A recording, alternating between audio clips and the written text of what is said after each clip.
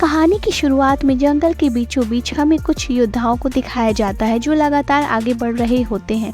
इन योद्धाओं में से सबसे आगे जिबारो होता है। इन योद्धाओं को देखकर ऐसा लगता है कि ये दूसरे राज्यों के ऊपर कब्जा करते हैं और इन्हें लूट लेते हैं। अब ये जंगल में एक जगह रुकने का फैसला करते हैं।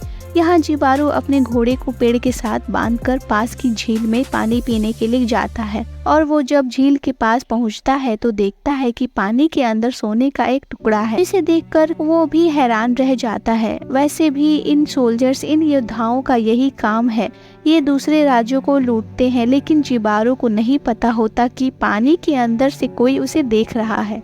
जिबारो वहाँ से जाने लगता है। उसे महसूस होता है कि उसके पीछे कोई है, पर वो जब पीछे देखता है तो वहाँ पर कोई नहीं होता। उसके जाने के बाद पानी के अंदर से एक गोल्डन लेडी निकलती है जिसका नाम सायरन है और सायरन अजीब सा डांस करना शुरू कर देती है।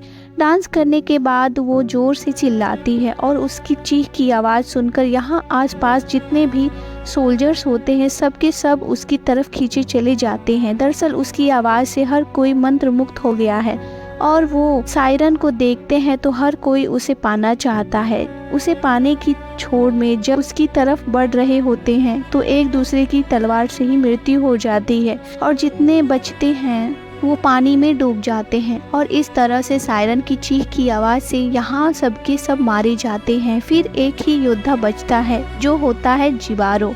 सायरन जिबारो को देखती है और वो जोर से चिल्लाती है, लेकिन उसके चिल्लाने की आवाज़ का उस पर कोई भी असर नहीं पड़ता क्योंकि वो एक थीफ है, यानी उसके पास सुनने की शक्ति नहीं है। और ये देख सायरन हैरान हो जाती है क्योंकि अब तक कोई भी उसकी मैजिकल आवाज़ से नहीं बच पाया, लेकिन उसकी मैजिकल आवाज़ का जिबारो के ऊपर कोई भी असर नहीं हो रहा होता।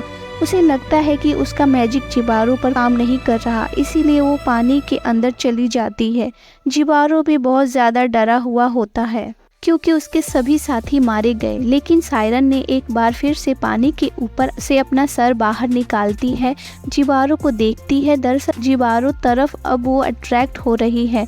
उसे लगता है कि उसके अंदर कोई खास बात है, इसीलिए उसकी आवाज़ की मैजिक का कोई असर नहीं हुआ। जिबारो अपना घोड़ा लेकर इस जगह से भाग जाता है, पर थोड़ी दूर जाने के बाद वो एक पेड़ से टकराकर बेहोश हो जाता है। कुछ देर के बाद उसे होश आता है और वो अपना सफ़र पैदल ही तय करता है। चलते चलते बहुत ज़्यादा थक गया है, इसीलिए वह नदी के किनारे सो जाता है और जब रात को वो सो रहा होता है तो वहाँ पर सायरन आती है जो उसे पाने के लिए जानने के लिए बहुत उत्सुक है। वो पास डांस करती है, लेकिन जिबारो एक डेफ है, वो सुन नहीं सकता, इसीलिए उसे सायरन की प्रेजेंस के बारे में कुछ पता नहीं चलता। सायरन उसी के पास सो जाती है।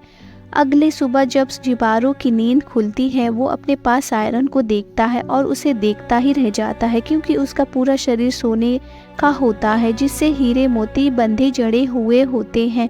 दुनिया की सबसे बेशकीमती चीज़ें हैं। और तभी सायरन की आँख खुल जाती है। वो वहाँ से भागने लगती है। जिबारो जब उसे रोकने की कोशिश करता है तो उसका हाथ कट जाता है क्योंकि सायरन की बॉडी की एक लेयर सोने की बनी होती है। हालांकि जिबारो को समझ में आ जाता है कि ये दोनों अलग अलग दुनिया के हैं। साथ ही उसका हाथ कट जाता है तो खून भी निकलता है, तो जो इस बात का संदेश होता है कि इस रिश्ते में सिर्फ नुकसान और मौत है। लेकिन जिबारो की आंखों में सोने, हीरे, मोती, जवाहरात का लालच खोजता है और उसी लालच के चलते वो उसका पीछा करना शुरू कर देता है। सायरन भी लगातार नदी में बहते हुए डांस कर रही होती है और नदी के किनारे पर आकर सोल्जर अपनी तलवार को नीचे रख देता है। सायरन भी उसे देखती है। जल्द ही ये दोनों एक दूसरे के करीब आ जाते हैं जिससे जिबारो के होठों से खून निकलता है, जो इस बात का संकेत होता है कि एक दूसरे के लिए नहीं बने। लेकिन जिबारो अपने सोने, हीरे, मोती, जवाहरात की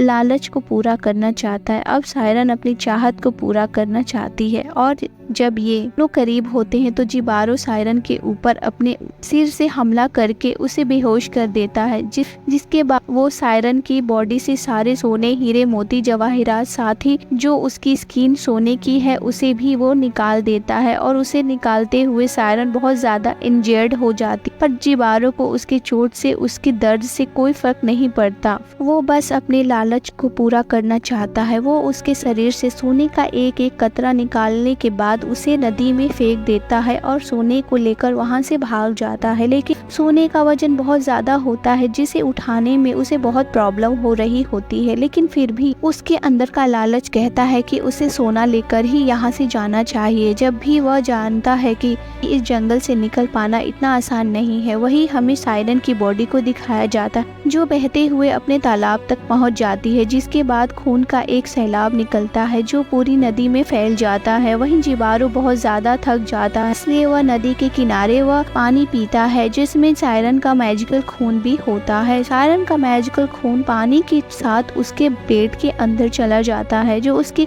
सुनने की शक्ति उसे मिल जाती है। उसने पहली बार आवाज सुनी होती है जिससे वह अजीब बिहेव करने लगता है। उसे कुछ समझ में नहीं आता और जल्दी वो अपने आप को शांत करता है और यहाँ से निकलने की तैयारी करने लगता है। वही सायरन को दिखाया जाता है जो पानी से बाहर आती है। वो अब भी जिंदा होती है और जब वो अपने शरीर को देखती है तो उसे बहुत दुख होता है, क्योंकि उसके सुंदर जेवरात जो कि उसके शरीर की शोभा बढ़ाते थे, जिन पर उसे गुरूर था, वो सब के सब अब जिबारो लेकर जा चुका है। इसी के साथ उसका भ्रम भी टूट जाता है। दरअसल उसे ऐसा लग रहा था कि जिबारो उसे पसंद करता है, लेकिन अब ये उसे पता चल गया कि जिबारो सिर्फ उसके सोने चांदी हीरे जवाहरात के लिए उसके पास था। और वहीं हमें जिबारो को दिखाया जाता है जो नदी के किनारे। सायरन उसे देख लेती है और डर से चिल्लाने लगती है और अब जिबारो सुन सकता है, इसीलिए वो उसकी आवाज़ से अट्रैक्ट होने लगता है और वो चाहकर भी अपने आप को नहीं रोक पाता है। जब सायरन ये देखती है तो वो जोर से चिल्लाती है, जिसके बाद जिबारो बड़ी तेजी से घूमता हुआ डांस करता हुआ उसकी तरफ खींचा चला जाता है और उसका भी वही हश्र होता है जो उसके सभी साथियों का हुआ था। पानी के नीचे हमें बहुत सारे स्कल्स दिखाए जाते हैं, जिसका मतलब ये है कि सायरन यहाँ पर हजारों लोगों को मार चुकी है, पर अब सायरन के पास भी कुछ नहीं बचा हुआ था जो उसके शरीर की सुंदरता थी, जो उसकी ज्वेलरी थी जिस पर उसे गर्व था। आप ये पूरी एपिसोड नेटफ्लिक्स पर देख सकते हैं। Thank for watching my video.